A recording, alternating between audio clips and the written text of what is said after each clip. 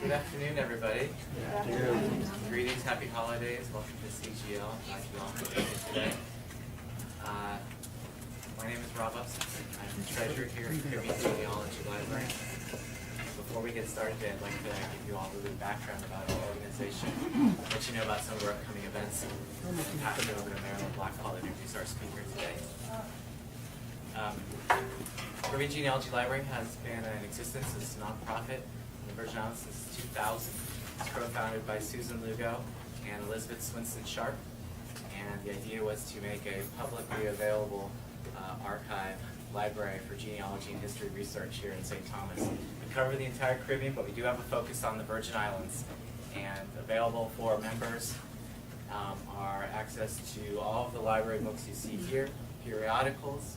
We have an extensive collection of microfilms of census records, church history going back to the 18th century.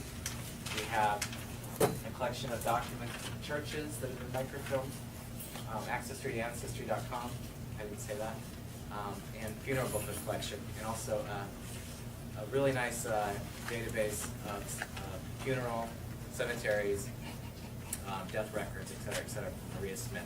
So if you've been following us for a while, you'll be familiar with her records. But I could go on and on. Check out our website, take a brochure. Our membership year starts January 1st, lasts the full year. It's $35 for an individual, $50 for a family. They make great gifts. And if you're interested in coming back, you can talk with Dr. Cohen here. He's our membership chair. He can tell you more about it and get you set up. And we welcome you all here today. Hope to see you again. Yeah, you can pay before January 1st. He'll take money anytime.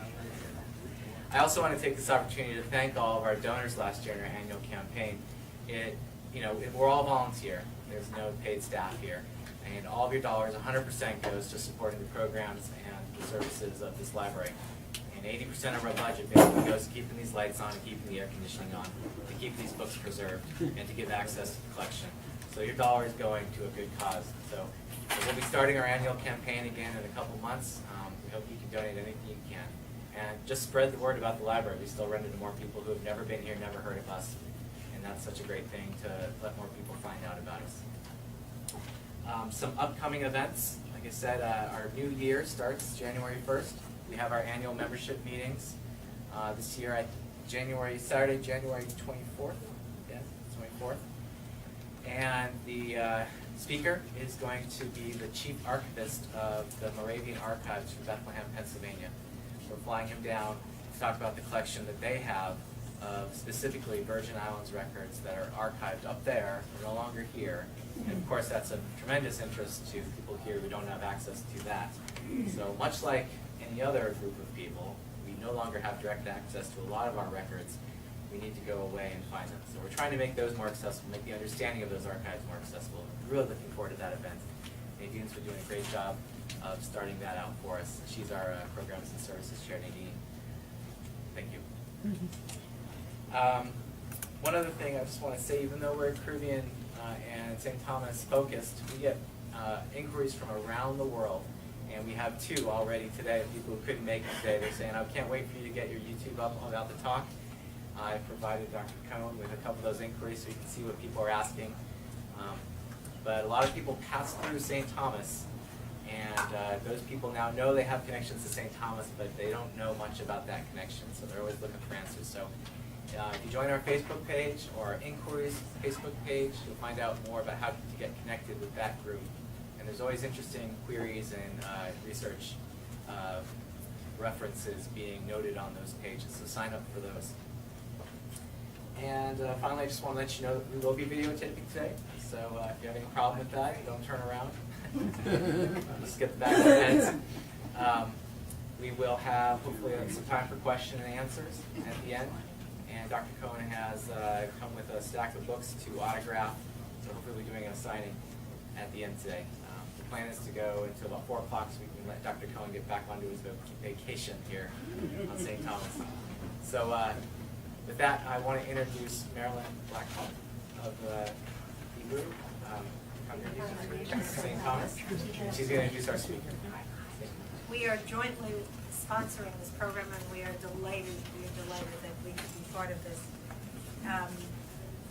this is a very fascinating subject because there are many people in the Virgin Islands who, while they may not be practicing Jews, they have roots within the Jewish community from many years ago. It's also very, very delightful for me to have the opportunity to introduce Judah because he was here as a young child and for 2 years, and his mother, I don't know if it's your mother and your father, but his mother taught in our religious school. And I have a picture in my mind of all these kids and Penny's and Hank's children who were in the religious school. And I just have a picture in my mind of all these kids walking down Synagogue Hill with Treasurer Cohen leading them, going to do something. And so it's just a great pleasure. And then he came back to research his book, Through the Sands of Time, which we will be selling. Unfortunately, we weren't given a price by the person at the synagogue who ordered them, so we've been Googling and schmoogling and all this stuff, and we even got a price of $115. So, but It's not that. There's it says $31.50 from Amazon, so we'll sell them for $32. That doesn't include shipping. If you want to add a few dollars, certainly feel free to do so. And it's a fascinating book, it really is. Anyway, Judah Cohen is an associate professor of musicology at the Indiana University Jacobs School of Music. He is also Lou and Sybil Mervis Professor of Jewish Culture at the Indiana University Department of Folklore and Ethnomusicology, and that's all one word. His research interests include music and Jewish life, American music, musical theater, popular culture, Caribbean Jewish history, diaspora, and medical ethnomusicology. His training as a musicologist and as an anthropologist, and his professional activity within Jewish studies has allowed him to explore many aspects of Jewish culture and history. Subsequent projects have led him to investigate the history of Jewish music scholarship in the United States, music theater works that address Holocaust memory, contemporary forms of Jewish musical expression, and musical representations of such cultural figures as Mordechai and Shiloh. I'm sorry to go on and on, but I find all this quite fascinating. So, throughout his research, he has focused on the idea of Jewish cultural expression as a dynamic and everlasting process created and recreated over time by artists, religious leaders, philosophers, and archivists. He has aimed to understand this idea largely through the prism of sound and its relationship to Jewish ideas. He received the IU Trustee Teaching Award in both 2008 and 2011, and the Greater Hudson Heritage Network Award for Excellence in 2011 for his book, which is another book, Sounding Jewish Tradition, the Music of Central Synagogue. So without further ado, Dr. Judah Cohen.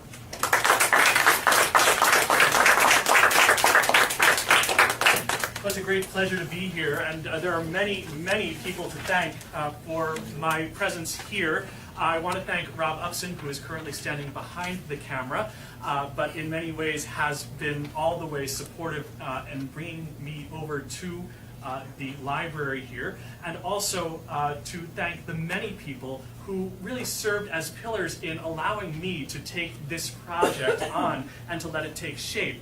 Katina Koulianos and Doug Sell of blessed memory, many who are here today, including Marilyn and George Blackhall, the Feartsigs, Mina Orenstein, who's not here, Ella Ogden, others who are currently off the island, including Rabbi Brad Boxman, who was the rabbi here when I was able to, or that allowed me to start this project, David Brenner and Catherine Peterson. There are many others as well. A project like this is not something that's done by an individual, even though I'm standing up here and speaking about it. Rather, a project like this is one that is done with a community that is giving, that is interested, and that is really wants to dialogue, to have a conversation. And that's what I hope to do today as well, to really look at questions of what it means to think about Judaism in the U.S. Virgin Islands, how to be able to address larger questions of Jewish identity, and then also to be able to ask larger ideas about the relationship between history and genealogy, to start thinking of interesting ways to figure out how these all work together. So I want to begin by addressing the larger question here, and let's see if this works. Just a minute. All There we go. I'm just going to do it this way. Looking at, beginning this question of history and genealogy, I would see myself as someone who works on history. I'm a historian. I am interested in looking at these kinds of larger questions of what it means to tell a story.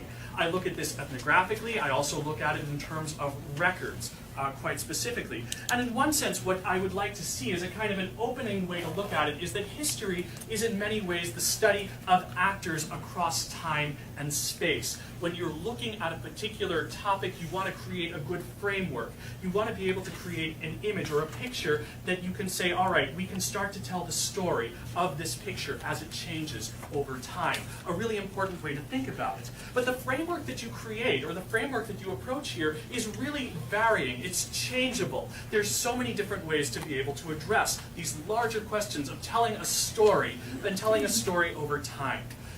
There are ways to do it that you could say, let's look at a political form, or let's look at a particular territory, or let's look at a particular group of people. And in order to tell a meaningful story, you have to find ways to try and take that framework and make it work for you, as the case would be, something that other people can relate to.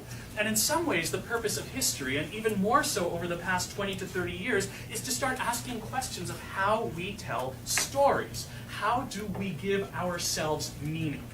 And that's an important way to address things from an academic historical perspective. People will try and say, what does it mean for us even to write history? We sit down, we think about it, but there's a purpose to it, and a very specific purpose to it.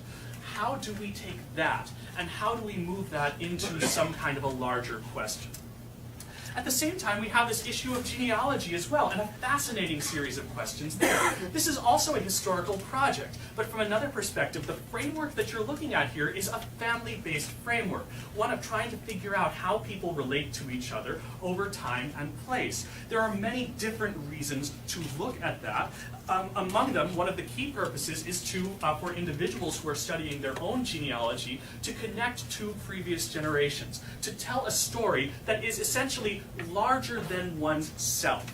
To believe and to see a person, an individual, as situated in a long line, a long tradition of people who have come before, who have toiled, who have spent time, who have tried to figure out themselves, and then led to you in this moment, but similarly led to these larger groups of people to which you can now attach yourself. And similarly, it brings up other questions as well about how to explore family structures over time.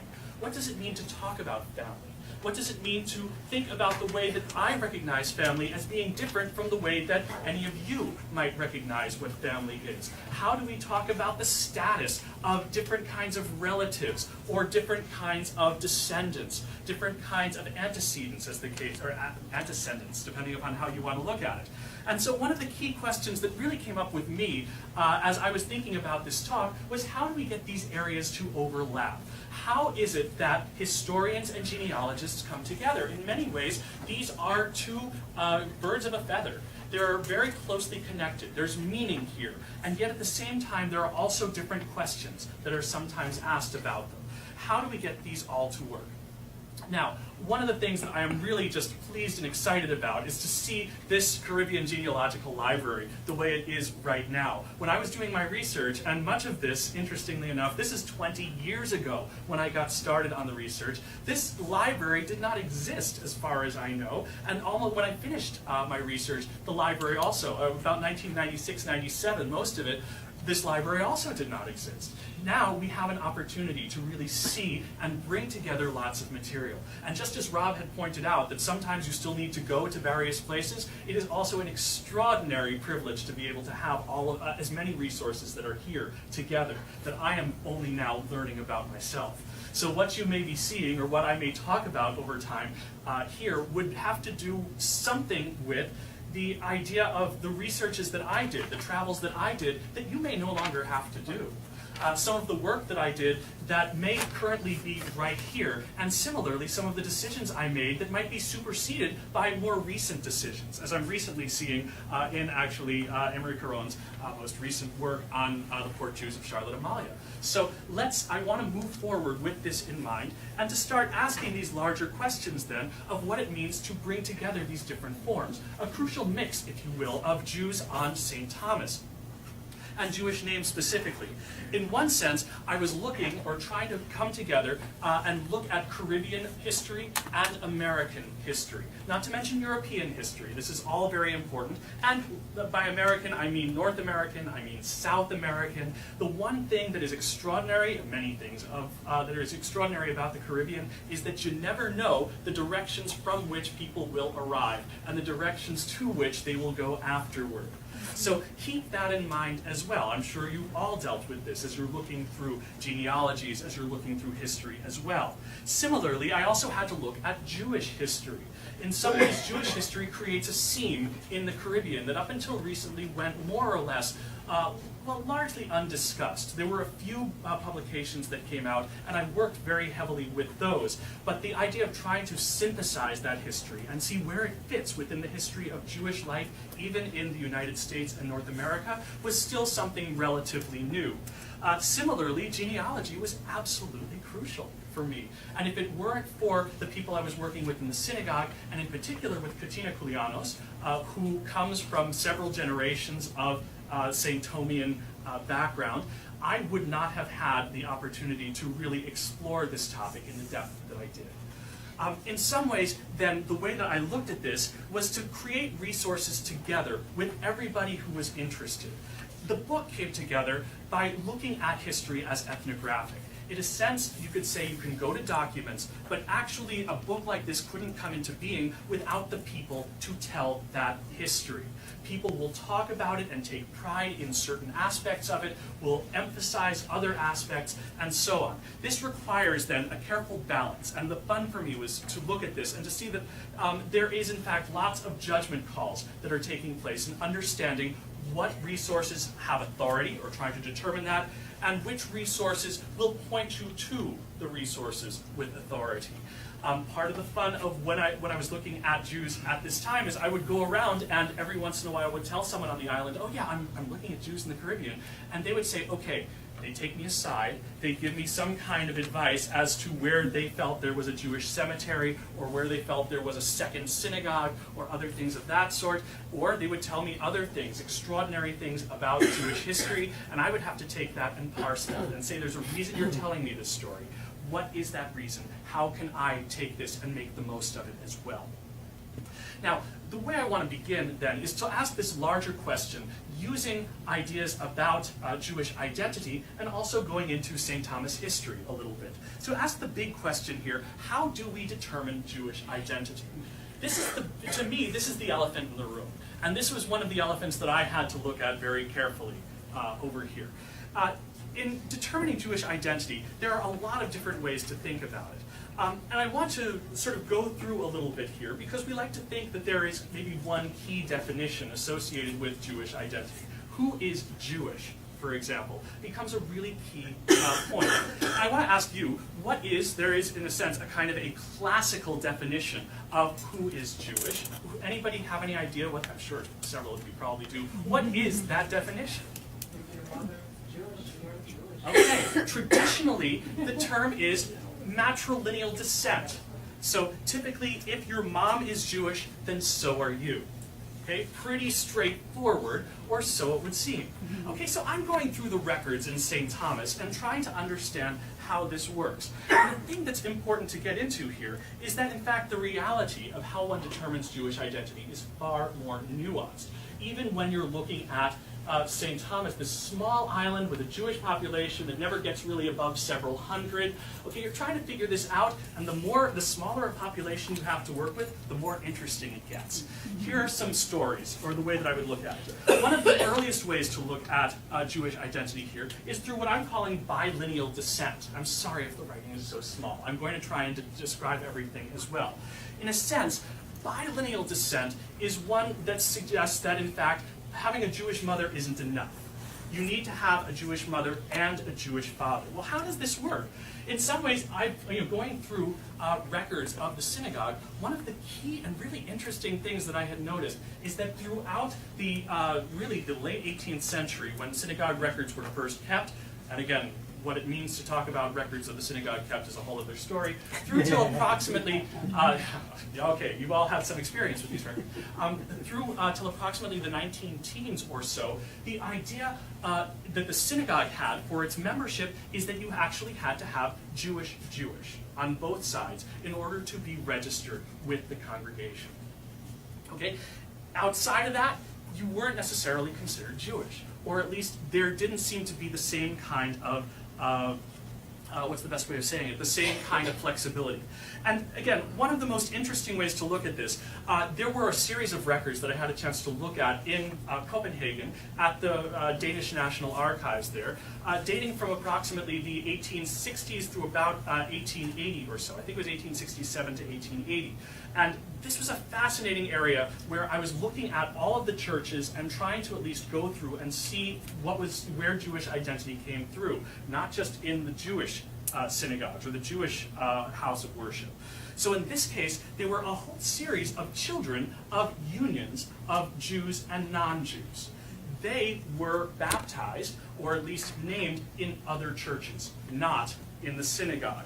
And essentially, they ended up joining various different Christian denominations. We hear stories about Jews having children with slaves. This is one of the things that, to me, is a little bit disconcerting. We start getting into larger questions and so on, thus spreading the names into the general population. But actually, through the research that I've found, on St. Thomas at least, that was not common.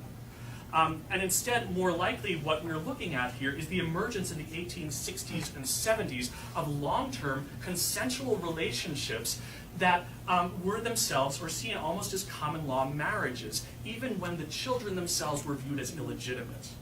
And again, one of the great things about going through these records is that illegitimate children were just labeled illegitimate when they were put into the church records. They were not kept out. They were not seen, at least my experience was, outside of that. And who determined who was a legitimate or an illegitimate child? Not necessarily the family, but rather the churches did.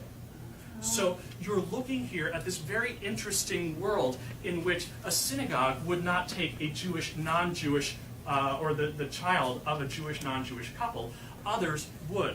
They would look to see whether they were married. And in the Catholic Church in particular, this was a big issue. If they weren't married, they would still register the child, just call it illegitimate. No. But no, go ahead. Natural. What? Natural. Well, it also had ILL, illegitimate. I mean, they actually would check off. He was a French priest. Right. Natural. Yes. Which I think is much more decent.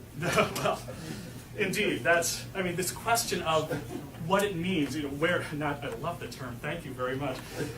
So that's one way to be able to look at these kinds of situations. And it seems from the 1860s and 70s, that's when you start to see the emergence of names that were traditionally Jewish or had been Jewish in the previous generation starting to proliferate among the rest of the population, with a couple of exceptions. Monsantos, for example, were there in the non-Jewish population as well. But this was a time, at least based on my experience, when that had started to emerge. Now, another way to look at it is denominational. That is to say that in St. Thomas, in the 19th century, just like with many other European nations, you would find that there was one of each denomination that was recognized by the government. Okay, there was one Lutheran. There was the Danish Lutheran Church, there was the Dutch Reformed Church, and so on and so forth. And Jewish was one of those denominations, as the case would be. However, in 1867, there was a group of people that broke off from the existing congregation, called themselves the Hebrew Reformed Congregation. Okay, this was before the Reform movement called itself that, and people get very upset when you say Reformed versus Reform. Welcome to nuance. And so on. But in this denominational sense, essentially, you had the main synagogue calling itself Orthodox, And then you had the other group that called itself Reform. They argued over which was the official Jewish body on St. Thomas, such that, in fact, the Reform Jews, initially when they were trying to register their children, and there weren't many children from this time period, there were about 8 or so, or 8 years worth, which not too many as the case would be, they had to write them out, as opposed to getting their own kind of synagogue, synagogue official form. So they pushed and pushed to be called Jewish, and eventually they too became known as Jewish, just about the time that they folded, for whatever it's worth. That's the way these things always work, right? And you can see this today even today you have those that identify themselves as Orthodox that claim that Reform Judaism is a totally different religion. Okay? And you see this in Israel, you see this in other places as well. Nonetheless, this is another way that people would determine what Jewish identity was. Let me give you another. This is one of my favorites. Self-determined. Okay? You think that you're Jewish? You're Jewish, right? I mean, what more do you really need if you feel it? And so, in one regard, this becomes really interesting as well. Let me give you a couple of examples as to how this works. In 1866, a guy named Morris B. Simmons, who had been very, very much a part of synagogue life, decides that he disagrees ideologically with the congregation. The congregation normally would have collected dues every year, and they go to Morris Simmons and say, hey, what about your dues for this year? He says, no, I'm not going to pay them. They go to court, they say, all right, you need to pay them, you are Jewish, and Morris Simmons goes over and says, wait a minute, I'm no longer Jewish, I'm Unitarian. Okay? This goes on for a little while, and trust me, if there's one Christian denomination that Jews will tend to migrate to first, after being Jewish, it's Unitarianism. And eventually he is in fact determined to be Unitarian by the government officials who no longer require him to pay money to the Jewish synagogue. So this is one way that you start to look at this as well, and it goes in a couple of directions. You'll also see that others who identified as Jewish growing up essentially also shifted between Judaism and Christian groups. In the 1870s, there were several, a guy named Julius Nunez, Aaron Cappe, who was the son of one of the major of Judah Cappe, who is one of the key figures in the synagogue, Esther and Clara Ben Lisa, they all converted over to Christianity for various different forms and various different groups as well. You can also see, however, that there was also one convert to Judaism. Similarly, her name is Victoria Levine, who is the daughter of Israel Levine and Eliza Flax, born in Tortola. You may know the I. Levine building. That's the guy. Who was born in 1863. I. Levine then married a Jewish woman, and in 1867 he legitimized his daughter in a court in Denmark, if I'm not mistaken. So this also led to a lot of shifting back and forth. And again, this isn't just in the 1860s. This goes up until today as well, where you have groups that identify as Jewish and see themselves as part of some kind of a Jewish background. Whether you're looking at the Hebrew Israelites, who are in many cases spend time on St. Croix, whether you're looking at various other groups as well, you see these very interesting claims of Jewish descent in a very different way. But nonetheless, this very interesting question of how one identifies with Jewish identity. We can move forward to this kind of standard tradition. Here's matrilineal descent. Okay, when does that start to come in? Well, in a really interesting time. If you look at the synagogue records, you'll see that between the 19-teens and the 1980s or so, matrilineal descent ended up being one of the key ways that brought people into the congregation. Now, why is that? In many cases, you had Jewish wives or Jewish women that married non-Jewish men. Typically in the 19-teens, 20s, and 30s, they were ship captains. This would make some kind of a sense here, and often would require, at least for Moses Sasso of Melito, who was the rabbi at the time, required a letter of intent to raise the child Jewish. Okay? Why did that happen? Well, one of the key reasons was for the survival of the congregation. By this point, the congregation was at such a low ebb, as was much of the rest of the Virgin Islands, that in order to survive, they needed to have a very different kind of definition of what Judaism was. Okay? And then we get on to the fifth one, which in many ways brings us up to the present, which is the choice of matrilineal or patrilineal descent, which comes in the 1980s when Reformed Judaism, which ends up serving as the basis or the ideological center of the synagogue through till today, they're members of the Union for Reform Judaism, allows both matrilineal and patrilineal descent, as long as there is intent to raise the child as Jewish. Okay, so here we have it. And what's interesting here is that this shift, interestingly enough, also gave license for some people who had rarely identified as Jews among the general population in the U.S. Virgin Islands to start to regain their identity. And to hold Jewish weddings, for example, or weddings in the synagogue, or for that matter, to start to ask for Jewish burial, and so on and so forth, or seek conversion. So this is just to give you a kind of an open conversation here. There is a lot going on when we talk about what is Jewish identity. It changes from time to time. It changes depending upon the situation. It changes depending upon the needs and the ideology of the congregation. And it's a very complicated topic.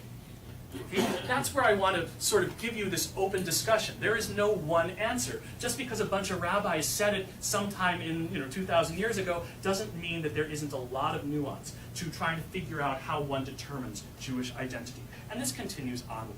You have to think about this, that there needs to be creativity in all kinds of forms, in keeping community. Because community is, in many ways, the need to try and take a group of people and say that they are that they are a durable group of people while facing all kinds of challenges that would, in many cases, try and break them apart. How do you find ways for communities to stay together? This is one of the ways to deal with it. Now, there's another to address here, and that is specifically this question of Sephardic identity. We talk about the synagogue as a Sephardic synagogue, as one that's identified with the Iberian world, with Jews from Spain and Portugal who were kicked out in 1492, and then kicked out of Portugal in 1497, that moved to various different locations as traders, established various different ways to think about or establish their identities and so on, and then eventually establish communities in the Caribbean and, of course, many other places.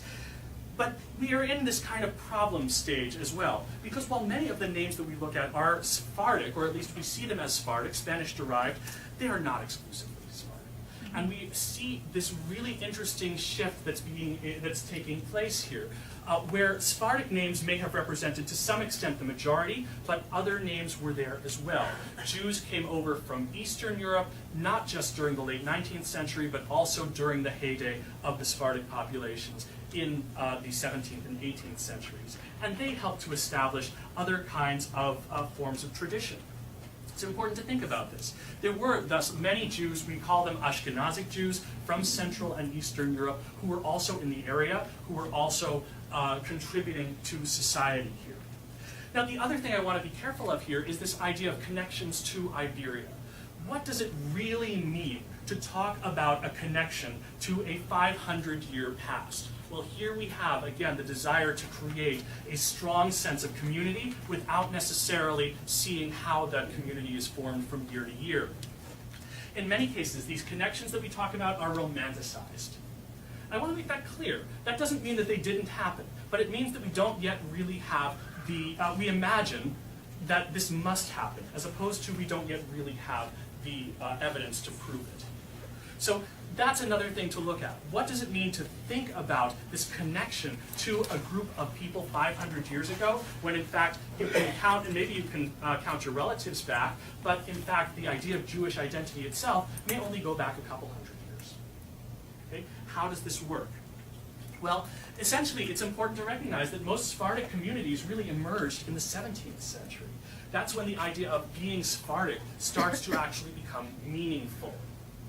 And that these communities emerge, if you were to look in Amsterdam, they start to be allowed to represent themselves again as Jews in the 16th, but really synagogues get established in the 17th century. Similarly in London, similarly in Bordeaux and Bayonne, France, and so on and so forth. And it gets fun. I'm a musicologist, right? So one of the other things that becomes fun is that even music is like this. Most music that we describe as Sephardic music was largely recreated in the 19th and 20th century. Okay? Now that doesn't necessarily mean that there is something wrong with it, but rather to say that we create the world in the image that we want to see it. And in this case, the idea of holding on to a Sephardic heritage, which is different from the vast majority of Jews in the United States at this point, is very, very important, especially to those of Sephardic heritage. So keep that in mind too as we go through these stories. One of the most interesting artifacts that we have here to look at this, in fact, is in the synagogue behind the synagogue pulpit. You can't see this very well, which is unfortunate. But this is, can we turn off the lights for just a minute or so? Thank you. Yes, there it is. Oh. Okay, now this is a 7-branch menorah, as the case would be. It is a menorah that was purchased, if I'm not mistaken, by the Paiwansky family in the 1970s, and it is a symbol of this long heritage going back to Iberia. They essentially were told, at least I hear this second and third hand, that this is associated with the 12th century court of Spain. Now, if you were to look at it pretty carefully, it would look like it was actually kind of stamped out. That is to say that there's a lot of uniformity here. And the other thing is, as an art historian, there are a couple of things that would, I'm not an art historian, but an art historian would get tipped off by a couple of things. One of them are the 6-pointed stars in each one of these candle holders. All right, the 6-pointed stars are a really fascinating, have a really fascinating story as a representation of Judaism. We see them as dating back hundreds, if not thousands of years, but in terms of an official symbol of Judaism, probably about to 1896. Okay, this creates all kinds of tensions. Now, maybe this does date back to the 16th century. There's one other aspect of this that becomes important, and that is that if you were to look at the category of Judaica today and compare a plate from the a silver plate from the 18th century with a silver plate from the 18th century with a Hebrew inscription, the silver plate with the Hebrew inscription would go for between 3 and 10 times the original of the other plate. Okay? In other words, if you call something Jewish, you add value to it. Okay? I am not trying to make cast any aspersions on this menorah, but what I am trying to say is that this menorah is more, I see this menorah as much a symbol of heritage as it is an actual product of that heritage. Yeah, you can turn the lights back on. Thanks. Okay? It's really important, and especially when you think about the 1970s as a time when the synagogue is really trying to assert itself as a Sephardic synagogue in a population that is vastly, at this point, non-Sephardic or Ashkenazi. Okay? Key moment here to start thinking about this. Okay? So, now again, I don't honestly know. There are people that can do this far better than I can, but these are the things that sort of came to me here. Now, how do we look at this? Well, in one sense then, one of the ways that I want to get into this is to start to say what resources are available. What resources were available to me in looking at these Jewish communities. Most of the work that I did really dates from the 19th century, and I tried to find a way to connect the 18th century to the 19th, because St. Thomas really was in its ascendancy as far as the Jewish population was concerned during this 19th century. Now, of course, there are places to go. One of the places I went was the Royal Danish American Gazette, which is St. Croix, but at least you can start getting some ideas there. What else? Well, I went to the Danish National Archives, and there I went through the court records, the tax records, the wills, and a bunch of other things as well. Where can you find these materials or these peoples? The other question is, the other place I went was to the U.S. Archives, which are the National Archives in, at that point it was College Park, Maryland, which had scattered records, including, among other things, the original protocols of the synagogue from 1796. So we can actually date the synagogue. I know this sounds ridiculous to say. How can you even doubt that the synagogue started in 1796? The problem is that once it's repeated over and over again, it becomes fact. So what happens, is there a way to be able to say, let's get to the right, or let's look back and say, what if this wasn't fact? Where does it come from? Well, here is proof. Or at least one way to be able to prove it. And then supplemented. In this case, accounts of Jews from St. Eustatius. In many ways, these are catalogs of people who were there and so on, of Curacao, and especially, I am so glad to see over here, the books, The Precious Stones of the Jews of Curacao and The History of the Jews of the Netherlands Antilles, which are absolutely unobtainable books these days, written by the Emmanuels. So again, treasure this collection, it's really important. Likewise, looking at Saint-Domingue and St. Thomas history. At the time, the key St. Thomas history that I had was Isaac Dukin's history of the Virgin Islands. There were others as well, but Dukin was, of course, sort of really put out the record, or his was the history of record, is the way that I would look at it anyway. was republished at that time. Locally, there were a couple of other places to go. Thanks to Katina and thanks to much other work that was done by the families from this time, again, including the Ogdens, the Blackhall's, the Vierzigs, and many others, there was some work done on the Savan Cemetery, the old cemetery, Jewish cemetery, in St. Thomas, and then likewise the synagogue records. And the synagogue records themselves were fascinating too. Everything has a story in St. Thomas, doesn't it?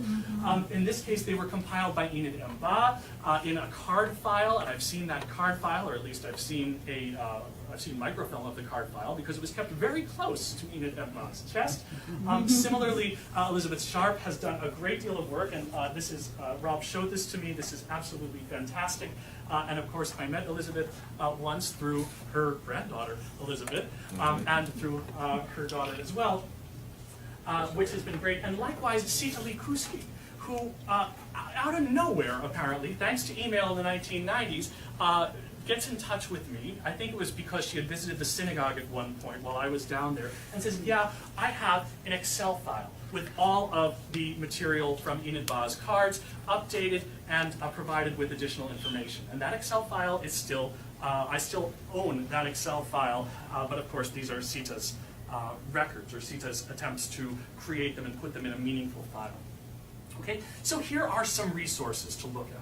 How do we go through these? Well, one other thing to consider here is to start getting into the stories of Jews. Now, how do you define Jews? This is a tough because when you're in the 18th century, there are people who are defined as Jews who may not be Jews. There are people whose names look like they're Jews who are. I was very, very selective. There are many ways to do it. In my case, because of the records that I had, I tried to fit them with existing records in Curacao, in St. Eustatius, and so on. Again, I'm looking at what Emery Caron has done, and I would say that that is even better in terms of its indexing. But essentially, through this time, what you see is scattered information. And through this scattered information, a community starts to emerge. For example, in the court record files, you start to see names like Abraham Rosetto, Rossetti, Roselli. They all look similar, so I just chose Rosetto in this case. I'm not sure, honestly, and I'm sure that there's someone who could probably tell me. Melchior Beretz is another name that comes in, but it's defined as a Jew. That's the only way I know about these folks. These are not names that are typical or that you would imagine as being historical.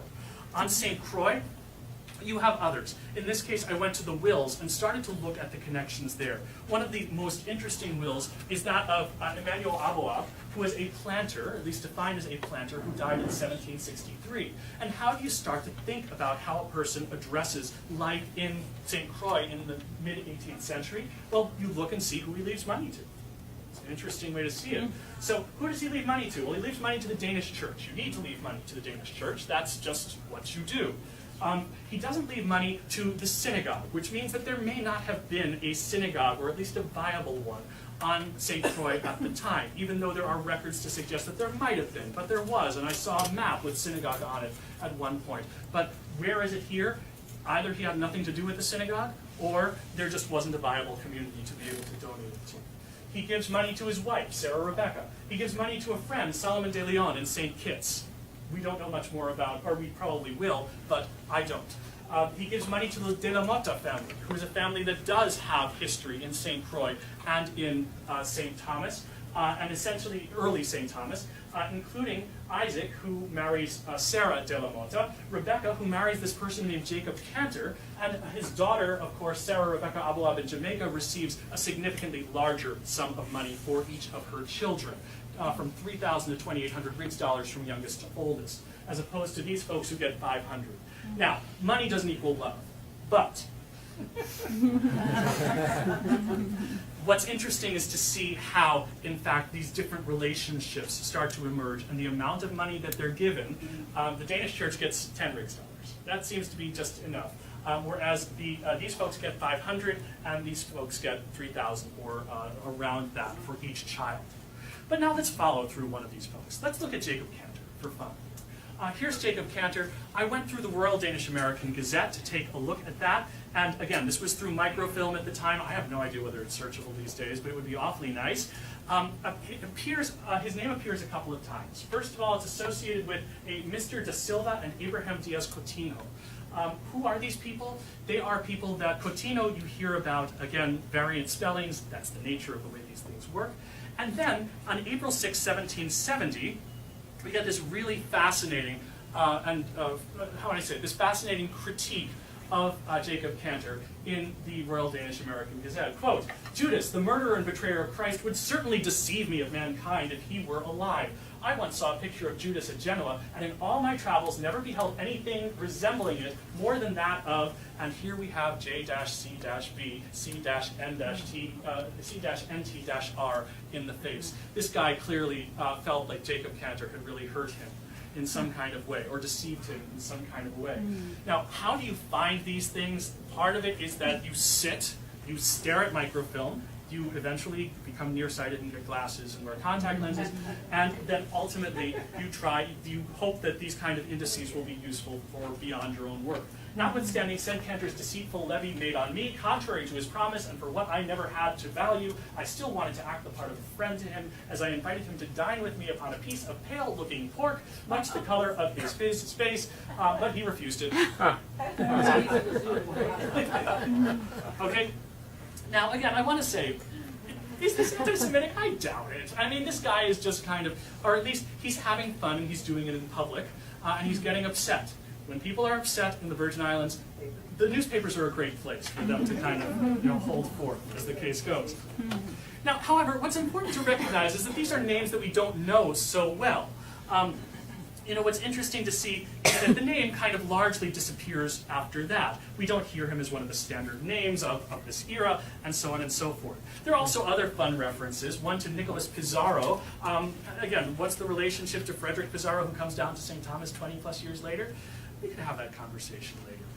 But the big point here is that these names were not the ones we know so well, in part because they themselves did not necessarily, they were there as individuals, there might have been a small community, but this was not the time of the building of the community itself. Instead, that happens later on. In a sense, in the St. Croix Jewish community, if we were to look at the surviving headstones in the cemetery there, you would see that many of those headstones indicate that people were born in St. Eustatius and died in the 19th century. There. You don't see Jacob Cantor, so I can't tell you what happened to him yet. Maybe I go back to my resources. But it's similar with St. Thomas. This is where it gets interesting. And again, this may be different and may be superseded by Emery Cohen's work. So I'm going to simply leave it at that. And again, I was much more restrictive in the names that I chose to address here. But essentially, if we're looking at this, here were some key disruptions that brought people to St. Thomas. In St. Eustatius, the 1781 sacking of St. Eustatius by Admiral Rodney certainly may have led many people who were born there or who lived there to come over to St. Thomas and St. Croix, but not immediately. They might have done so very quickly, and then the shift, then there were these questions of shifting back and forth, but in fact, it lasts longer. Everyone doesn't suddenly leave. Or at least doesn't suddenly leave permanently. The community itself and the port continues to survive for a little while after that. Saint-Domingue, you have what we eventually call the Haitian Revolution. Likewise, the Danes invest in St. Thomas as a port of trade, open it up. Now granted, this was in the 1670s at first, and then opens it up even more later on, and thus people extend from Jamaica, Curacao, and Europe, and start to come down to St. Thomas as a place to build the community. And so what we see here is that it's an imperfect way to think about things, but in fact, what we're looking at is also the idea that you can't look at things as a definite trend, that years go up and down, especially with smaller populations like this. I'm going to look at things, and again, this is where I differ, but not differ because of anything, but I think we differ for different reasons. To look at the tax lists of St. Thomas in the 1780s and into the 90s, I'm looking at names that at least I can identify moving forward as Jewish, I believe that you look at names that have been identified in other places as Jewish as well. So this looks at things in two different ways. But again, I just want to point out here that if we look at the tax lists from 1782, at least I counted a Jewish population of about 30. This was from, and again, this is a very different kind of a world, but just to give you a kind of an overarching thing, and there I was in the Riggs archive doing my best to make sense of it. 1784, this is where things start to get interesting. The names that I was looking at that moved forward into the Jewish community, I could only find 9 of them, as the case would be. We move to 1793, and now names start to increase. We have about 28 or so. Let's move to 1790. What? Sorry. Sorry. Because time is running quickly. There was another bump in 1792 to about 37, but again, this is by my counting. There are many different ways to count. Similarly, by 1793, we have these kinds of names. Again, we go up to, or we go down to about 28.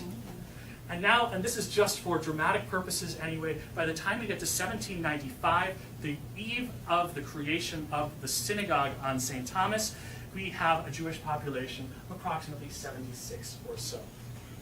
And so we can start to look at these names as also being able to start putting together the community as it defined itself on St. Thomas later on.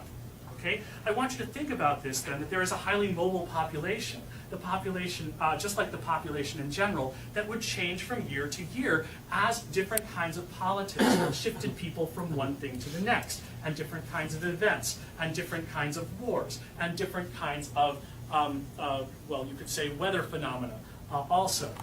These groups here tended to work by network, but also if things didn't work out well, they would move on to other places. That still happens today. This is in some ways something that I would see as being a way to look at continuity. Continuity is as much the idea of the functions through which people lead, move, and so on. Many of them have some great similarities moving backward in time. So to give one kind of sense then, the other thing that we have is material culture. This is one of my favorite discoveries here that I discovered in conjunction with several other folks in 1995 as we were preparing the museum in the back of the synagogue. And that is that the Fort Christian Museum, oh, could we have the lights again, please? My apologies. The Fort Christian Museum said, yeah, we have this thing that belongs to the synagogue. This thing seems to be some kind of a festival candelabra. Moses Sasso, who was essentially the last leader of the community, the last religious leader of the community that came from the historic Jewish community here.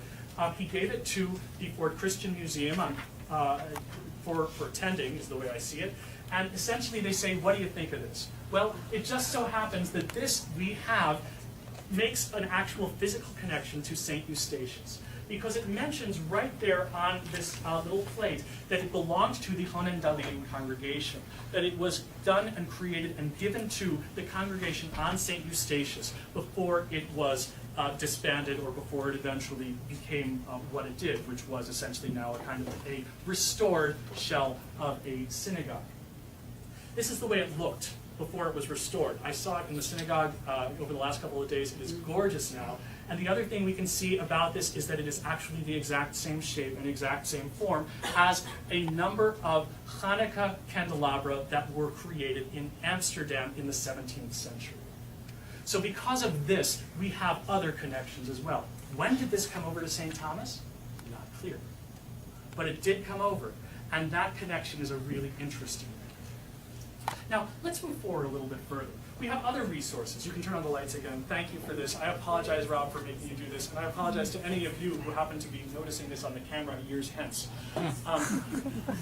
But so it goes. So what do we deal with then when we hit the mid-19th century or so? 1815 to 1817, what resources are there? Well, it's the kind of height of St. Thomas as a Danish colony. A place where trade and other things seem to work relatively well. Similarly, it's also the height of the Jewish population. And there are a whole series of resources then that shift over. What can you use to look at the Jewish populations here? Well, you can look at the St. Thomas Synagogue protocols, which have been very good all the way through. the von Schulten collection, which at the time was where I would be sitting there. It would be great. I'd go to St. Thomas and I'd come back and my skin color was no different because I would be sitting there for 7 hours to 8 hours a day with the exception, of course, of 12 to 1, which was lunch, with Mrs. Beverly Smith, who was, how would I say it, if it weren't for her, this also would not get done. And she would bring me the next microfilm day after day after day, and I went through and I made an index, essentially, 1815 to 1875, I believe, of every Jewish reference to every Jewish name that I could identify in St. Thomas. The document's like 115 pages long. I'm very proud of it, and I wonder how it took 2.5 months to create that. But so it goes. European and American Jewish newspapers, including the Allgemeine Zeitung des Judentum, which was from Germany, the Voice of Jacob from England, the Occident and American Jewish Advocate from the United States, places where I was able to verify and see extended conversations of the St. Thomas community. Likewise, burger briefs and so on and so forth, the briefs themselves of the members of the Jewish population that created or that became eligible to serve as burghers or to be business people on the island.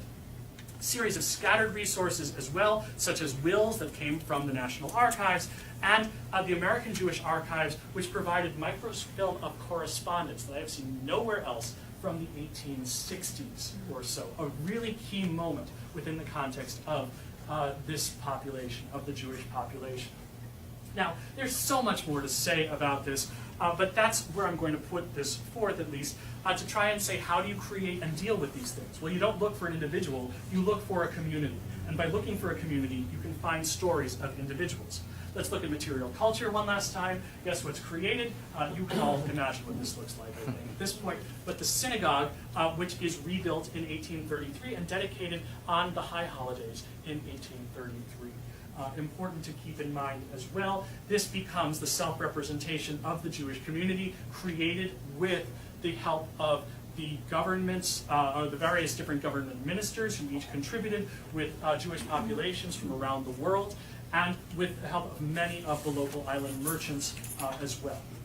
And so this is what we see here as a representation from this period, very important. I would say very briefly, this vestry over here, the rabbi's vestry, was created in the 1860s. So that's a whole other story to keep in mind. Now, it was created in the 1860s with the expansion of the congregation. This became the rabbi's study. Can you hit the lights again? Okay, Yeah. let's hit the lights as well. Thank you. I get to drink water too, which I appreciate. This is not what it looks like today. On the other hand, it's wonderful because it's kind of like an X-ray of the synagogue. These columns are now covered in plaster, and likewise the inside of the synagogue as well. This was a time during the 1970s and 1980s or during the 1980s, I guess it was, or late 70s and into the 80s, when the congregation saw this as being a way also to be able to present itself. This was a really important way to start looking at, or to present itself to the larger community. If you look underneath, this looked like one of the modes of authenticity, as the case goes. It was covered up, again, in the most recent renovation, in part in order to give or maintain the synagogue's construction integrity. We didn't want the synagogue walls to crumble. That just wouldn't be good, and likewise, it looks a lot neater now, depending upon how you want to look at it. I can bring the lights back. Yes? Before they removed the plaster in the 70s, it had the plaster prior to that. Yes. And When I was a many of kid. us were not happy when it was removed. Yes. But It was controversial when it was removed. It was controversial when it was put back on. Yeah. And then eventually it became part of the National Registry of Historic Places, which means that it'll be controversial with the government whenever anyone does anything else from here. It's a fascinating story. And Wasn't it Isidore by one C's initiative? that's something. He did all of No. liquor store and. it was. That's And Cooper. removed all the plaster and so forth. That was. He's absolutely right, because we were here then. Okay. This is a story that I don't know. So yes. What happened was that Isidore was doing some renovation in Kavanaugh, and he saw this beautiful brick behind, and he appreciated the beauty. And unfortunately, my father said, "Oh, that's just great," so he did the whole thing. That didn't work, so. this is a thank you, and thank you for doing this on tape as well, or on whatever it's called now. Yeah. Because this is a story I knew nothing about, and I'm grateful for that. Thank you. And so yes, these kinds of stories or these kinds of accounts are absolutely crucial to, and you don't see them within the context of the existing literature. And I went through the synagogue records from this time and really didn't see or didn't know what the specifics of this story. Now, how are we going to tell this story? Well, let's talk about an individual. And this individual appears in my book every once in a while, but I don't tell his whole life story. So this is exclusive to you all, and to you. That is, I want to look at Daniel Preto Enriquez, who was a physician and a lawyer. In one sense, I was thinking about my wife at the same time, who is a physician currently as well. I'm thinking to myself, what a great way to be able to start bringing this through. Preto's life essentially covers this time very well, since he goes from 1831, before the Old Year's Night fire, through 1872. And all of this material that I'm about to present to you is taken from the Tiran, that is the St. Thomas Times, or what the St. Thomas Tiran, as the case goes. A number of things to see here. He was the son of, sorry, I just want to make this interesting to you because there's so much text here, but he was the son of David and Rebecca Preto, who were associated with the firm of Preto and Monsanto. Okay? On August 3rd, 1831, Daniel Preto returns to St. Thomas to his brother's business. I believe, actually, his brother's business was also associated with Preto and Monsanto, though I don't have it exact as to what the connection was. The store, interestingly, based on what I've seen, did not actually burn in the Old Year's Night fire. They were very lucky at the time. What begins to happen? Well, let's start following his life. In 1841, he puts Dr. Daniel Preto, he's already called doctor at this point, his interest in the apothecary is put up for auction. Okay, he has some connection with the apothecary, but perhaps we don't know if this is conflict of interest issues or anything of that sort, but it's there. By 1846, we get our first really interesting moment here. There are lots of interesting moments. David Maduro da Costa, who is associated with the Jewish community, announces to the public in the newspaper his thanks to Daniel Preto, Esquire, MD, for removing cataracts in both of his eyes. Okay? Cataract surgery in the mid-19th century must not have been very pleasant, but likewise this happens, and quote, he is now perfectly restored in the short space of 2 months and 15 days. A really interesting moment within this context.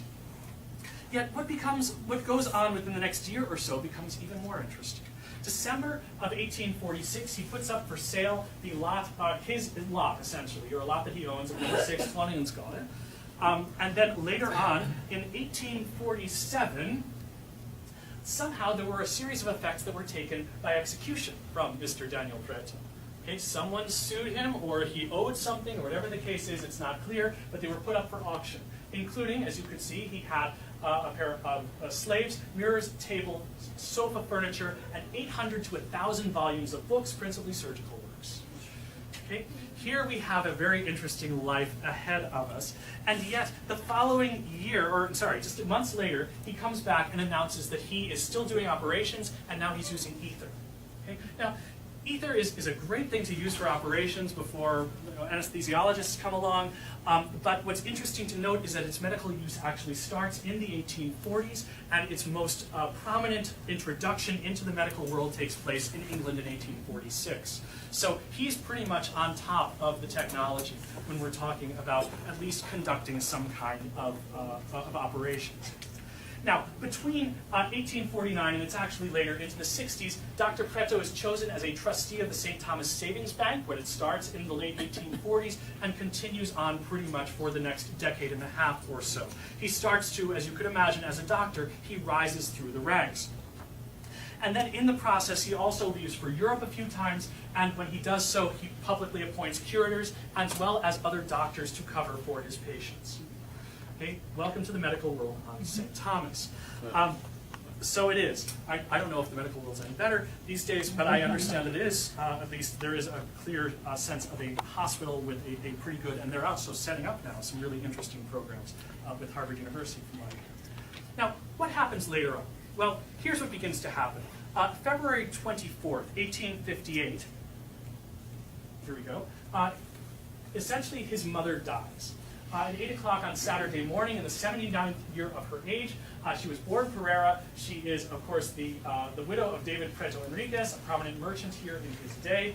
The deceased has left a very large family, and suddenly we start opening up this population. Some of whom are residing in Europe, others in America, but several here to render comfort and support in her last moments. Her remains, which were placed beside those of her husband in the old Hebrew cemetery, were conveyed there on the following afternoon, attended by one of the largest processions we have witnessed for some time, in honor of the Dr. Daniel Preto, eldest surviving son and worshipful master mason. We have a whole other world to talk about when it comes to masons. The members of both lodges here united in the procession. Okay, this, of course, is a gold mine of genealogical information, and I'm not going to get into it, but here you have the next process. This is something that you're not going to see in the records, but can be then verified by going to, where are the rest of the Pretos? That's something that we can continue to look at. A year and a half later, or at least approximately in 1859, Dr. Preto moves to his mother's house on Snailgade in the Queen's Quarter, number 1 Snailgade. A couple years later, we see that Preto suddenly gets himself involved in a controversy at the synagogue. See, what happens is that a young man comes aboard from, I forget specifically where, I think it's from Barbados. His name is Meyer H. Myers. And he says that he's a rabbi. Pops up on shore, calls himself a rabbi. The congregation is taken with this wonderful young man. He probably looks really good. He's probably really energetic. And they decide to hire him. But Preto is not so sure of this. He's a young man, seems to be a little bit full of himself, as the case goes. The congregation says, let's hire him. Let's raise his salary amongst us. We're not going to pay him as a synagogue, but rather as a group of contributors. And then he goes and starts to give his required speeches in Curacao and in Jamaica, comes back, and essentially Preto gets into a heated discussion with the members of the congregation. And here's what he says. This is fun for me. This is going to be very long, but I hope it's meaningful for you. He says, "Sir," now he's writing as an Israelite. We're pretty sure this is Preto, for whatever it's worth. In your Tidende article of the first instant, there is a translation from the Curaçaoish Courant of a visit made by the Reverend Dr. M.H. Myers of St. Thomas to Curacao, and having at the request of the boards of representatives of that island, preached a sermon in the synagogue. Can you, Mr. Editor, give us any information regarding that individual? By what means has he obtained that honorable title? It is utterly impossible that the people of Curacao could have known this high-sounding title assumed by this person if he or his friends had not blazoned it forth. Mr. Editor, are you well-versed, or as you are well-versed in the physiology and pathology of the human race, perhaps you may be able to inform us to which class does that peculiar cutaneous disease called itching after titles belong? How many people who aren't doctors can say this? Some men are very fond of assuming titles and cloaking themselves with the garments peculiar to these, although not belonging to. The honorable title would point out a man of distinction, of great talent, deep research, etc., etc., one who had been regularly ordained and obtained it from some college or university, having taken the degrees of Doctor of Philosophy and Philology, like the talented and much respected Chief Rabbi of England, Dr. Adler. But when a man has never received a diploma from any part of the world, but merely the character of Morenu, and this is the term that was used when introducing him to Curacao, Morenu, which signifies instructor, or our teacher. Again, note how we start getting into these nuances here. He should be ashamed to try and impose himself under false colors to a congregation of his co-religionists in any colony. Signed in Israel. It was not. The point more was that he was not qualified to be a preacher, even though he presented himself as a preacher. Morenu being this interesting title that was really under a great deal of controversy. It's an interesting, where he even married a local woman on the island later on. But it's an interesting place. Now, Preto reveals himself over the next several issues. There's a lot of back and forth in the papers between him and the Board of Representatives of the synagogue, and he turns out to be the author of the letter, and then he spends considerable time trying to explain how difficult it is to get the title of doctor. It's a very interesting world. By August of 1862, he continues, and for whatever it's worth, then they get another authority to come down and say, yeah, by Morenu, says one chief rabbi, I think it's the chief rabbi of Denmark, by Morenu, we actually mean rabbi. And they say, okay, figure it out. Finally, we've got something, okay, good. Well, by August of 1862, 6 months later, he continues to criticize the synagogue membership because Meyer H. Myers, has asked for his salary in advance, and then goes off to Jamaica for a little while. He says, how can you do this? The synagogue membership is paying Myers in advance when they know he's really looking for another pulpit in Jamaica that's going to pay him better. And lo and behold, that's exactly what happens. He takes the money, gets a better paying job, leaves with his St. Tomian wife, and becomes a minister in Jamaica. Okay? But there's more. Let's go on to see what other thing happens. And it moves forward, and it goes into, Preto was right, might be the best way to put it. And the synagogue, once again, for a few years, looks for a new rabbi. A couple of years later, they get one in the name of Moses Nathan. That's yet another story. You can read the book, whether you purchase it or borrow it, no problem on my end, no matter what. We fast forward 9 years. And on November 20th, 1871, we get someone who comes in who provides a sarcastic critique of a new doctor who just came to the island. And I'm going to just take an excerpt from this. Quote, "What a noble soul to be compared with our generous and well-beloved Dr. Daniel Preto, who sacrificed his own health to promote that of his fellow beings, and who was never known to send a bill to thousands, even in limited circumstances. What a magnanimous Creole when compared to Dr. Megan," so moved on to a different person, KD, Knight of the Danelaw, who, despite his multifarious duties as a physician to the communal hospital, has voluntarily saddled himself with those charitable duties which Dr. Preto used to perform constantly for the poor, free of charge, since the illness of the latter. Okay? So here we give a sense of his character, one person's sense of his character, but this gives you an idea, and it also gives a portent to the future. This is November 20th. A month later, on December 21st, 1872, Daniel Preto dies. And in part, one can see that in this case, his charity to, or his ministering of health to those who could not afford it, may have been one contributing cause, but at least it was seen as being something that he devoted himself to. How would I say it? The principle of a healthy community was taken well ahead of the financial gain associated with it. And the following week, we get this, on December 28th. The funeral ceremonies of the deceased Daniel Preto, MD, took place in the Harmonic Lodge on Thursday evening in accordance with the notice in the tiende of the 25th instant. The lodge room was dressed in mourning, and the worshipful master's chair, which the deceased had occupied for many years, was also in black. A large number of persons were present, and the room had a solemn appearance. The proceedings were opened by Mr. Phillips, master of the lodge, who made an indication and then spoke on the life of the departed. He was followed by Mr. Correa, after whom Mr. Bull spoke. The sentiments expressed by the different speakers were of the highest regard for him who is no more, but our space does not permit us to give more than this brief notice of the ceremonies, which were indeed of a solemn character. Here we have a life. In a sense, this life, then, we can find his death record in the synagogue records. We can locate his grave. And this becomes a way to start looking at or following a person in St. Thomas for approximately 41 years. After this, the island begins to enter decline. Likewise, the synagogue begins to enter decline along with it. This is one story of many to look at. Let's go forward just a little more. I know I'm going way over time, but I hope this is okay. Yeah. Oh, yeah? All right, that's fine.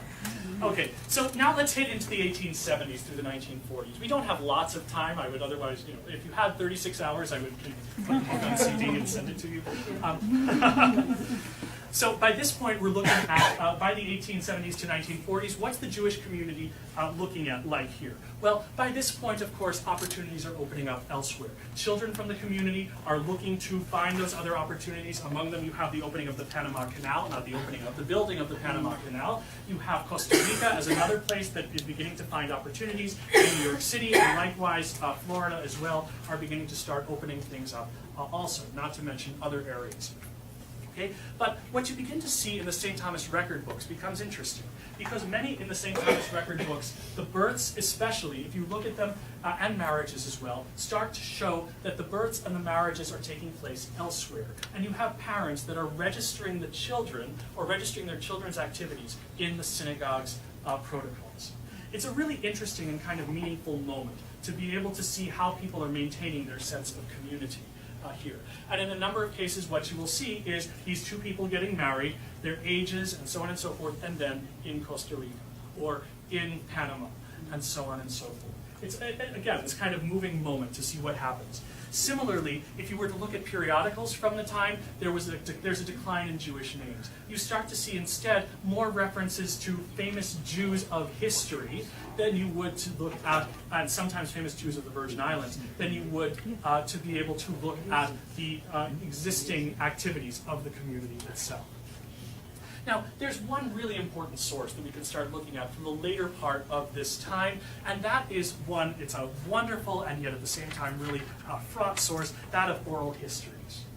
When I was here in the 1990s, there were several members of the community that still existed that were in their 80s, including Isidore Paiwanski, may he rest in peace, and many of the others as well.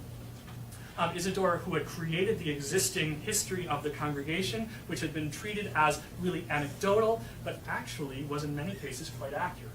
And this is when you start to get into the 16 and early 1700s, it starts to be, it's fragmentary, but a lot of his stuff actually ended up being the basis for me looking deeper and trying to find more, and being able to find more as a result of the account that he gave in historical developments, Jewish historical developments in the Virgin Islands from 1959. Anyway, looking at this, I did a number of oral histories when I came down to the island in the 1990s, and started to look, among others, at, or met with a guy named David Stanley Sasso in 1994. Some of you may remember him. He was a fascinating character, had a whole history, or at least described having a whole history in the entertainment world, was seen as, also took on a persona of the market woman, in giving presentations and so on. Again, for whatever the case is, this is how he presented himself. I want to present you with some material that he gave. I had a long 2-hour-long interview with him, transcribed the interview, and again, what does it mean to think about these kinds of questions? We can see the records. Now let's see how an individual who lived this world describes his own past. And here it goes. This is really interesting, and I'm just going to leave it for what it is. And again, this is word for word. David Stanley Sasso. I'd say around the 1890s or so, the Jews began to forge into Panama. It was a little earlier, but nonetheless, here's his perspective. Well, it was simply because they began to realize that there wasn't very much here. And the Jews among themselves, that they were squabbling over a rabbi, and squabbling over this, and some wanted to be buried separate. So they thought it was a bigger field. There were more opportunities for the children intermarrying, because that's what they've striven for, all these Sephardic Jews intermarried. In this case, the idea of not marrying non-Jews, but marrying amongst themselves, or marrying amongst members of the Sephardic community in other locations. So my question, of course, I was young, I was 22 years old at the time. They wanted to intermarry? Answer, yes, that's what they wanted, to intermarry. My mother and father are first cousins. I have some relatives that are double first cousins that are intermarried. And my mother's mother and my father's aunt was my father's father and my mother's uncle. You see? And they want that. I don't believe in that. When I went to Panama, they had a first cousin all picked out for me. I was just 17, and I started going with her, it shouldn't be her, but I soon found that she was very shallow. I just maybe was intellectually way ahead of her even at 17, and I said to myself, I don't want to marry this girl. So I broke off with the girl, and when I saw her 15 or 20 years later, she married someone else. Okay? What can you make of this kind of story? It is, in one sense, so rich. You're seeing someone who, in one sense, perceives what tradition is in the community that he sees. And from the other side is trying to break away from that community, or trying to break away from that tradition, by deciding that he wants to work on his own. Every generation does this. There is no such thing as someone who automatically does what their parents expect. Many of you probably already know that. And my daughter and son will probably be experiencing that as well. But it's a really interesting process. Here you have this moment where maybe it's not exactly what took place, but you have a feeling, and that feeling will help to guide the way the story needs to be told. And it's a very interesting story at that. What do you do with a community that's trying to preserve itself in the 1920s, 30s, 40s, and trying to figure out how to do that among shrinking populations, especially in the Virgin Islands? And here you have one answer. I'm not going to go into this in any great detail because we can look at this forever, but it's interesting to see. And there are other folks that have done some interesting work on this as well. Josette Goldish, who you may be familiar with, has written a book called Once Jews, which is valuable in this way as well. Since she comes from the community, her perspective is the Sephardic community of the Caribbean, mainly Curacao in her case, but follows several of these families to whom she's associated, and attempts to try and figure out how these communities look today. what it means to think about them, not and from her perspective, to say, well, here they were once Jews, and now is it a loss for us to say that many of these people no longer identify as Jews?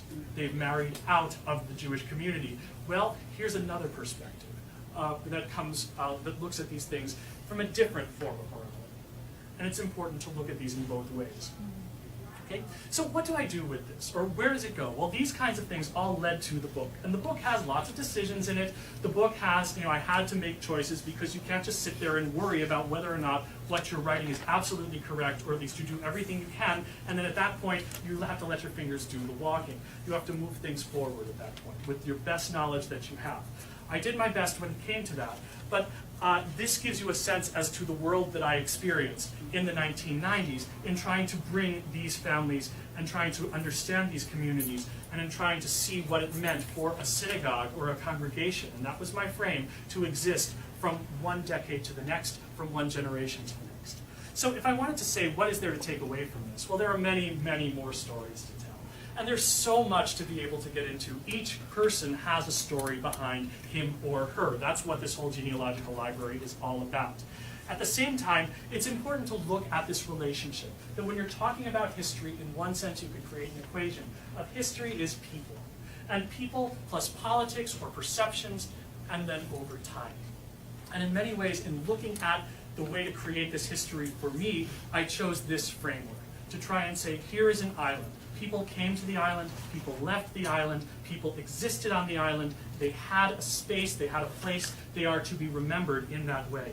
Here's a group that tried to create a congregation, even as the population itself changed drastically from one decade to the next, from one generation to the next, many times for no purposes, or for, what's the best way of saying it, for no reasons that they had control over, but instead to be able to try and figure out how to work with the values of the time, to be able to work with the world in which they lived and existed at the time. But in doing so, what's important to recognize is that there is a way to be able to look at this and bring that and see the historian and the genealogist working together to create mutually beneficial resources, so that even after this book, which was published now, goodness knows, 10 years ago, that there are still ways to be able to, of course, move through this world in different manners, to try and understand it in different modes, and to be able to continue to enrich this conversation. And that's what I consider it to be, a conversation about the nature of history on St. Thomas, and in this particular case, in association with Jewish identity and Jewish history. I'm going to stop there to say thank you very much. It's really a pleasure.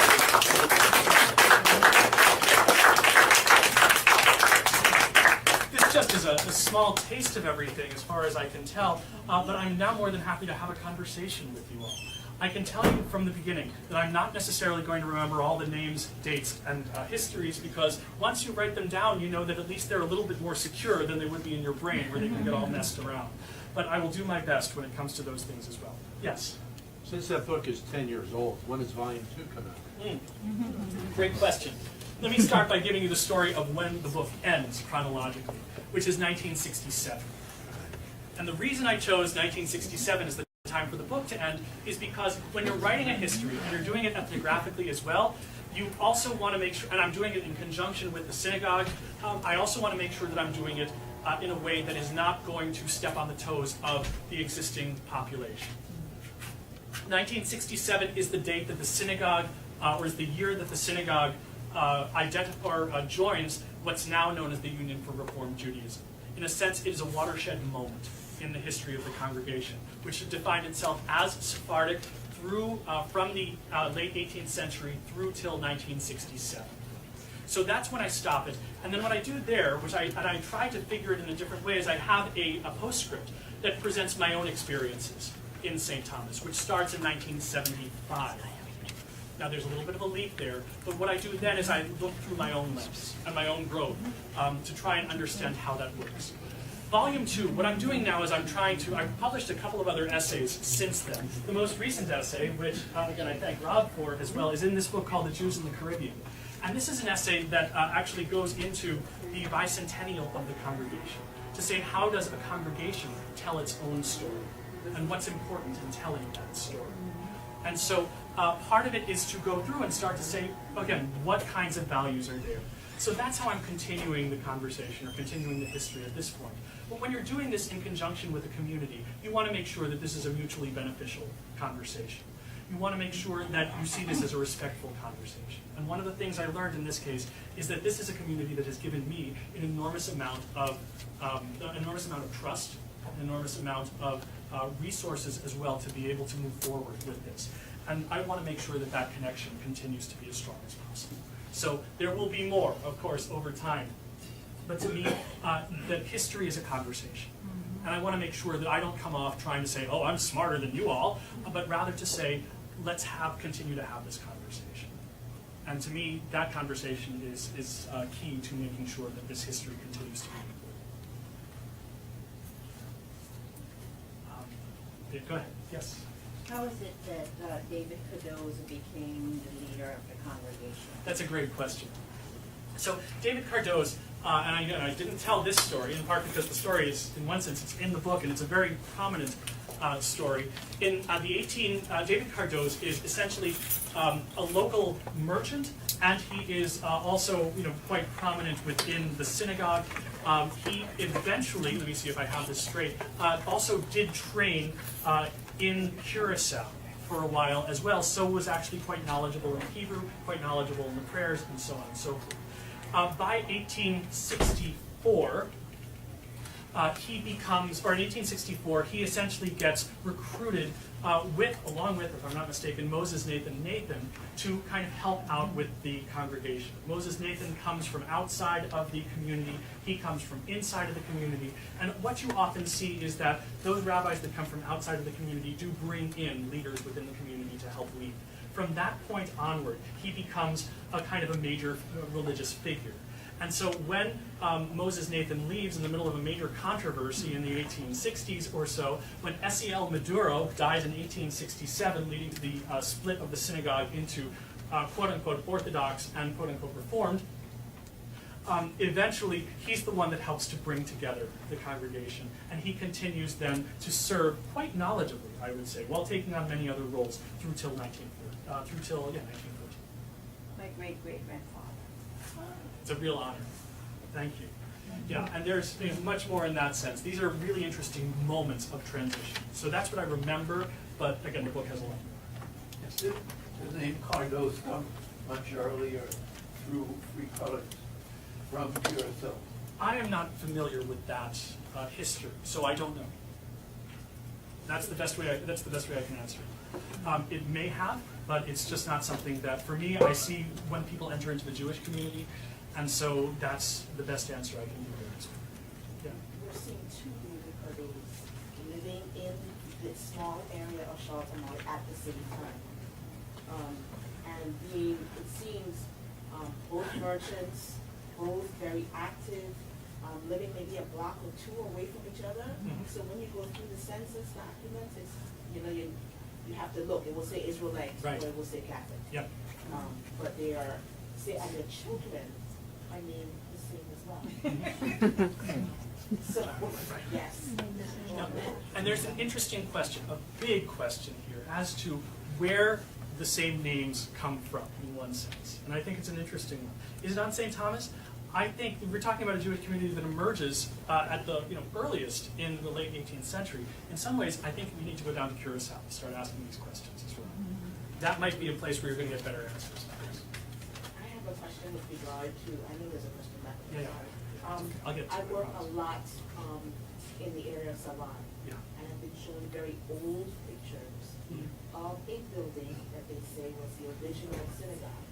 It would not be on Jode Gala, but on General Gala. And there's a big edifice with, now that you tell me about the star, but the Star of David is there. Tell me about another. Yeah, let me see. Actually, the best part would be for me to just look in the book and say where it is, because here's the really interesting issue when it comes to this. Where does the synagogue get its name? Rachav Shalom Gemilut Chasadim. No synagogue in its right mind would have such a long name. I mean, no, just to be absolutely blunt. And in fact, when you look at the records, what you see is a series of records in French dating to the 1780s, and you see another series of records that dates from the 1790s. They overlap. It's a kind of an interesting moment. And one of the things that starts to become clearer is that when you start to look at other congregations around the Americas during this time, I'm getting to your answer, or at least to an answer that, thank you, is that in many cases the first thing to set up, the Jewish community would set up, was a burial ground and a burial society. The burial society was often named Gimilut Chasadim, or deeds of loving kindness. Okay? What this means is that it seems, and then and this dates back to the 1780s, it seems, or at least you can say, let's make a guess, that from the 1780s, this was the burial society. Okay? Then in 1796, and we have this in the protocols of the synagogue, a synagogue called Bracha V'Shalom gets started. Okay?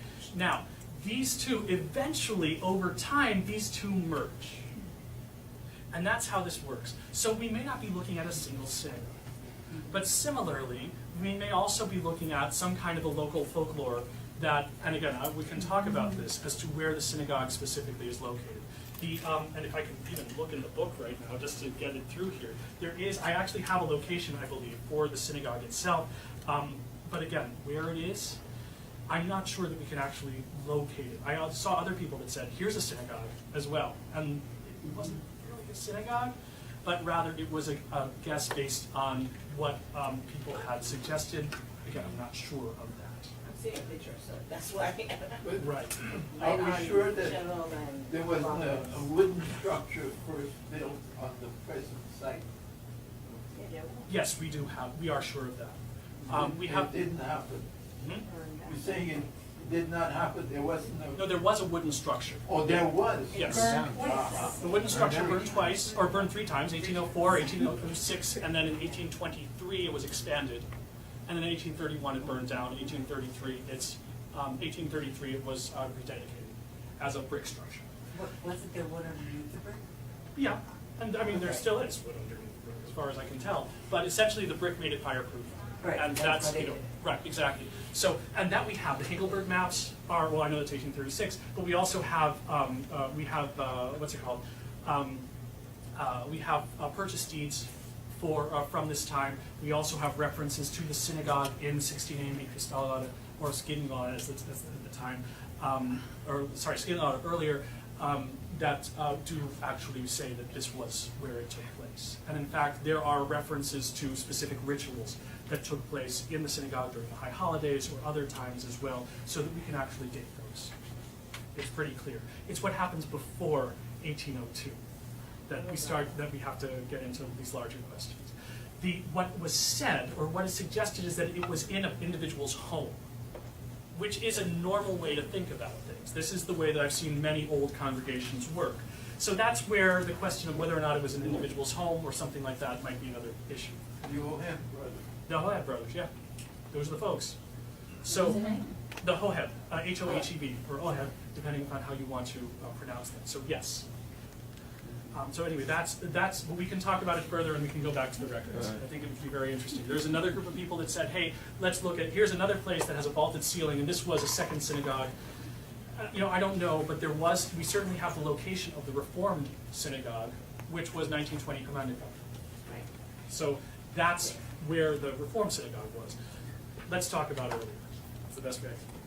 I was just putting together on St. Thomas and St. Croix, but I have not been able to find a picture postcard of the synagogue. I was wondering if anybody here has seen early one. Oh, there are picture postcards, yes. Yeah, we've got some. In the gift shop, there are some. I mean, it goes- Original it goes- ones. And I think some of them are. Mine has got it's like one of those things that fold down, so you get a whole bunch of, That's 1900. that's, it, I'm looking for 18. Check with Ronnie Lockhart. Yeah, I know he has a big collection. I haven't seen anything to that effect, but that doesn't mean that it doesn't exist. Right. Yes, sir. What about St. John? Was there any interaction with the Jews in St. John, or was there any living in St. John? There were some Jews that were living in St. John. We have that, or at least we have names that would associate with those tax records in St. John. Very, very few, however, seemingly more as individuals than as any kind of an organized body. That's the best I can tell you, at least at this point. Of course, there are probably still Jews that are living on St. John, but again, as individuals, not as an organized body. It's a great question, and a really interesting one. Yes?